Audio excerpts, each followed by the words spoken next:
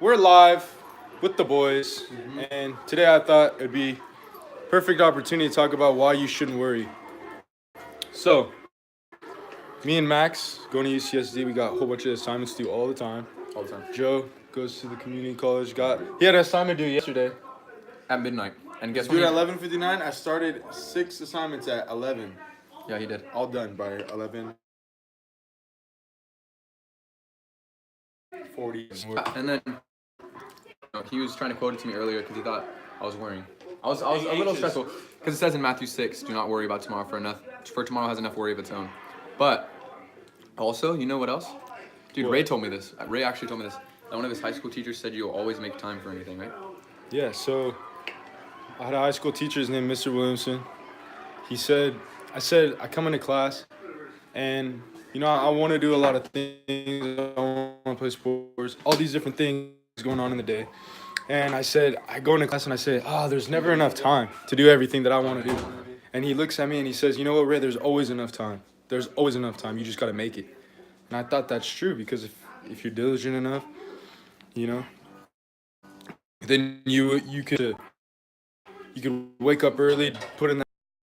But yeah, there's always enough time. So if you're worried about is there enough time, there sure is enough time, but it's up to you to get that done. 24 hours a day. You And? sleep for 8.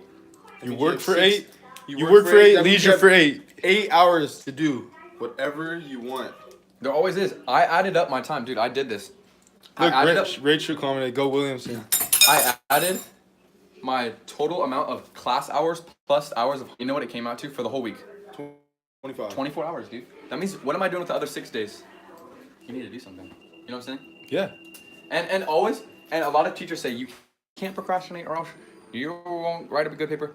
And I do believe that's important, but I also believe it's different for each person. If you can do very well last minute, I don't encourage it, but if that's how you do, then okay, do something with it. Don't just waste your time. Yeah.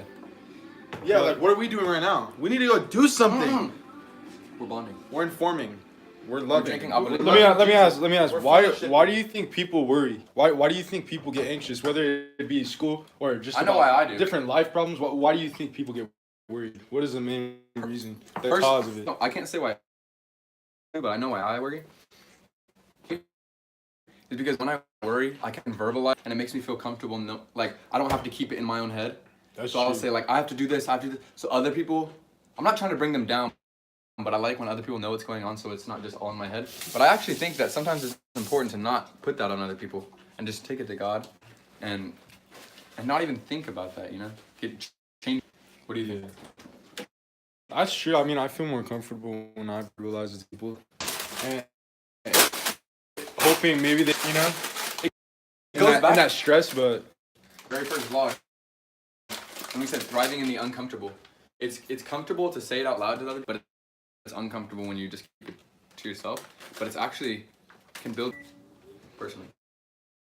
I don't know. One thing that helped me when I was worrying about school and stuff, because I remember in high school I put my pride in a lot of in how well I did in school and this.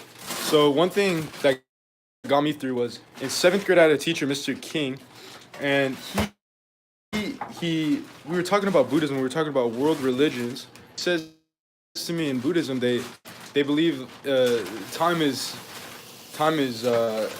what is the word I'm looking for? Existential. So it's not really there. So everything that we go through it's already been lived. So I sort of took that idea and I said, well, the most stressful day that'll come, it's already been lived. It'll be a memory one already day, gonna happen. and it'll be the past. Grind And for these years that you're in school. Grind for these because it's gonna be worth it when you have a family. There's this one guy that I like to watch. He says your future tripping based on past actions, right? So you're tripping on the future because you're writing your story based.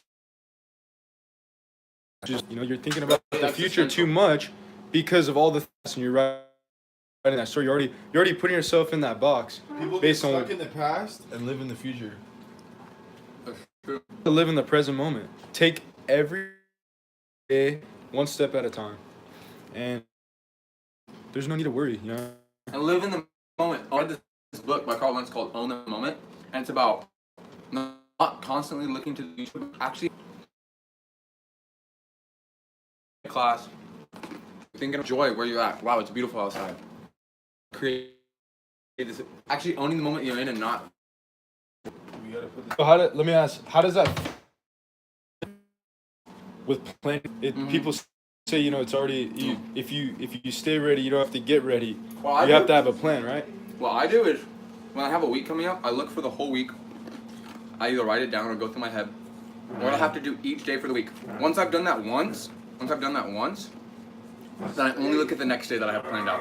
I don't look at the other days. If I've already looked at my week at the beginning of the week and planned it out, then I only look day by day. You only need to do it once. You don't need to constantly go through your week. And I would say what distinguishes that planning out your week from being stressed out and anxious and worrying is that when you're doing that, you're not worrying, but you're setting up a good schedule so that every day, you know, you're gonna be focused and you're gonna get what needs to be done every single day. And also enjoy yourself, people. Come on. If you go